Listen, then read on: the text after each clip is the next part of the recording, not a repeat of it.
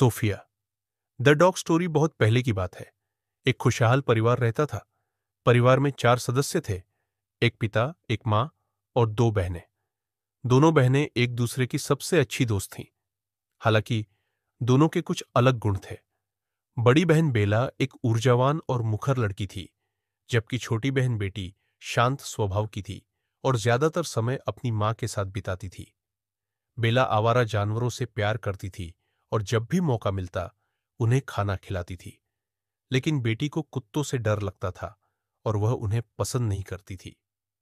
एक दिन जब बेला अपने घर के बाहर खेल रही थी, उसने सड़क पर एक छोटा सा कुत्ता देखा। वह एक प्यारा सा लैब्राडोर था जो अकेला था। कुत्ता सड़क के बीच में कांप रहा था क्योंकि उसके मालिक ने उसे वहीं छोड़ दिया था। बेला ने उसकी पीड़ा को महसूस किया। अरे री, कितना प्यारा और दुखी कुत्ता है। मुझे इसकी मदद करनी चाहिए। उसने कुत्ते को उठाया और उसे अपने घर ले आई।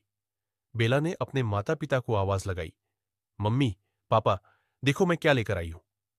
बेटी को कुत्ते पसंद नहीं थे और जब उसने घर में कुत्ते को देखा तो वह अपनी बहन पर चिल्लाने लगी। आवाज सुनकर मां लड़कियों के पास आई और बोली, बेटा, तुम यह कुत्ता घर में क्यों ले आई?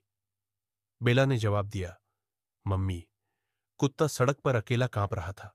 शायद उसके मालिक ने जानबूझकर उसे वहीं छोड़ दिया है। मैं उसे इतना दुखी देख नहीं पाई, इसलिए उसे घर ले आई।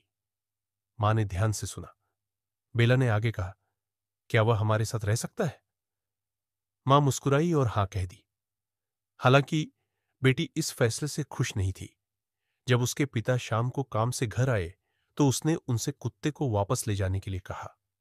बेटी को कुत्तों से बहुत डर लगता था और वह नहीं चाहती थी कि उसके घर में एक कुत्ता रहे।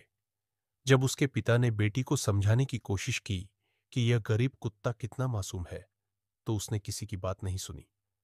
रात होने वाली थी और स्वादिष्ट रात के खाने के बाद सभी सोने चले गए।